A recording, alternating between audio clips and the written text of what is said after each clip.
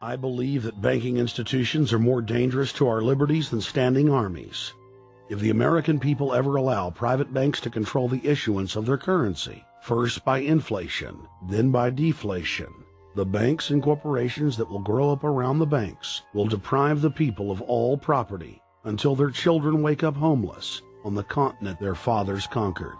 The issuing power should be taken from the banks and restored to the people, to whom it properly belongs. Thomas Jefferson, 3rd President of the United States.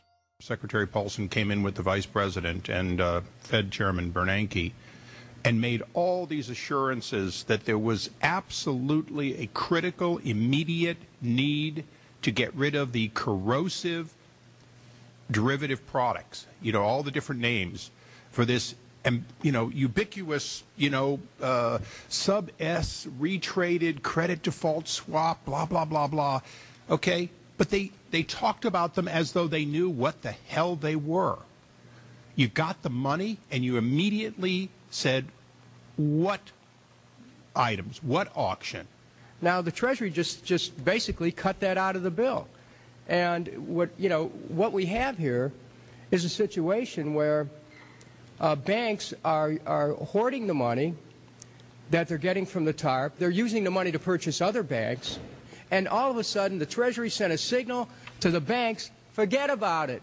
We're going to give you the money that you want, and you do what you want with it. Unless you direct it specifically, it's not going to happen. I don't think anyone questions, Mr. Kashkari, that you're working hard. Our question is who you're working for. Throughout its passage, President Bush and Senator Obama worked in tandem to get Congress to pass the bill, without even having time to read it, despite the fact that in major polls, 98% of the American people were against the bill. The leadership in both parties were for it. And I really want to commend Barack Obama, because as we were involved in the this and that and different provisions of the bill to persuade people, he really gave them confidence that this was the right decision for the American people, even though it wasn't, in our view, a great bill for them to vote on. I want to take a particular moment to also thank an individual who's not here, and that is Barack Obama, who made numerous calls not only to all of us, but to members of our caucus, and helped us gather the votes on the Democratic side to pass this legislation. Bank heads then bragged to the press that they were hoarding the bailout money and using it to buy up smaller, healthy banks and insurance companies. Their plan was working like a charm. Next, the central bankers loaned the federal government back $787 billion of our own money at interest for President Obama's so-called stimulus package.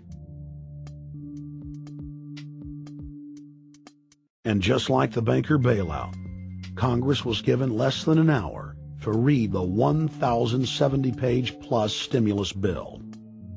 Barack Obama, who had pledged on the campaign trail to wait 5 days before a bill could be voted on so that the Congress and the people could have a chance to read it, said that the stimulus was too important and it had to be passed before anybody could see it or read it, or the crisis would turn into a catastrophe. Doing little or nothing at all will result in even greater deficits, even greater job loss, even greater loss of income, and even greater loss of confidence.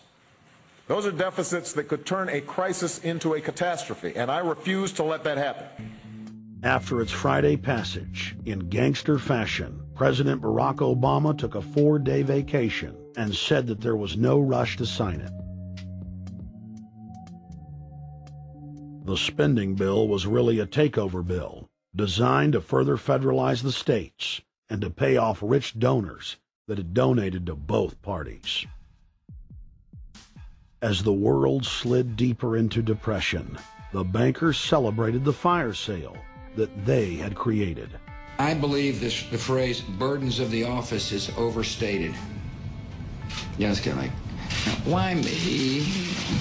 Oh, the burdens. Why did the financial collapse have to happen on my watch? It's just pathetic, isn't it? Self-pity. And I don't believe President-elect Obama will be full of self-pity. With their access to unlimited fiat capital, the bankers celebrated the fire sale that they had created. As the world slid deeper into depression, the bankers celebrated the fire sale that they had created. Why did the financial collapse have to happen on my watch? It's just pathetic, isn't it? Self-pity. With their access to unlimited fiat capital, They could now buy up sectors of the world economy not already controlled by them. For over a century, the Anglo-American establishment had worked to bring the world system to this point. Artificially engineered global bankruptcy. In an address before the Trilateral Commission in June of 1991, David Rockefeller laid out the elite's ultimate goal. The supranational sovereignty of an intellectual elite and world bankers is surely preferable to the national autodetermination practiced in the last centuries. Now that the bankers were holding the world hostage, they issued their ultimatum. The only solution to restart the global economy would be to set up a planetary government ruled by a new Bank of the World, a Bank of the World owned and controlled by them. Suddenly, hundreds of prominent publications announced the solution, the people's only salvation. Time magazine, in an article titled "The New World Order," said that the new super bank would control the world's currencies and set interest rates, and that the new bank would, quote, knock the heads of bad countries like the United States. At a meeting of central bank heads and finance ministers dubbed Bretton Woods II, the plan for world government was unveiled by the very bankers that had engineered the collapse. Formerly sovereign countries would now pay their taxes directly to the banking cartel. Hundreds of new carbon taxes, controlling every facet of human activity, would only be the beginning. Now all the elite had to do was to sell the public on accepting the final phase of their takeover. And it's Obama's job to sucker the public into standing down so the bankers' agenda can move forward unhindered. Never before in U.S. history has the media gotten behind a president like they are behind Obama. The press has pulled out all the stops, bestowing a crown of infallibility upon Obama as the savior of the people. The elite are betting everything they've got on Obama's charisma and hoping that he can sell the world on their program of tyranny. Yes, there have been differences between America and Europe. No doubt there will be differences in the future. But the burdens of global citizenship continue to bind us together. A change of leadership in Washington will not lift this burden. In this new century, Americans and Europeans alike will be required to do more, not less. Partnership and cooperation among nations is not a choice. It is the only way. We've got to give them a stake in creating the kind of world order that I think all of us would like to see. In truth, Obama is not simply continuing George W. Bush's policies. He is radically expanding them. I thank President Bush for his service to our nation. This film has documented the painful fact that Barack Obama's agenda is the complete opposite of what he has claimed it to be. Now we will reveal what Barack Obama and his controllers' true agenda is. Number 1. Bring the United States under the complete regulatory control of a private offshore superbank known as the Bank of the World. More than 100 new taxes are now being developed under the umbrella of curbing greenhouse gases. The new taxes will be paid directly to the private bank consortium. At the producer level, taxes will be paid on farm animals' flatulence. At the consumer level, there will be carbon taxes on all forms of meat, beef, poultry, pork, and fish. All cars will be fitted with satellite tracking boxes that will tax driving by the mile. And an added tax will be placed on all fossil fuels, including motor oil and natural gas. All plastic products will have a carbon tax added. Outdoor space heaters and fireplaces are to be taxed. All electricity produced by coal-powered plants will be taxed. Under the cap-and-trade system, citizens will be forced to pay taxes on thousands of products to private cap-and-trade services owned by Al Gore and other elitists. There will be taxes on light bulbs, water, trash pickup, air travel, train travel, bus, ship, medicine, steel production, mining, clothing, laundry, asphalt are just a few of the new taxes to be levied.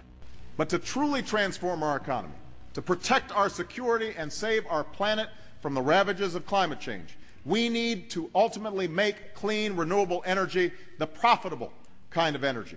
So I ask this Congress to send me legislation that places a market-based cap on carbon pollution and drives the production of more renewable energy in America. That's what we need. The notion of anthropogenic global warming is a fraud. In other words, the idea that the planet is getting warmer and that human activity is somehow responsible is a pseudo-scientific fraud. It's a big lie. It's a monstrosity. Remember the Nazis, they had race science, race hygiene. They said Aryan blood is different from any other kind of blood. This was, of course, idiocy, a fantastic piece of nonsense. Today, we got something similar. Global warming caused by human activity.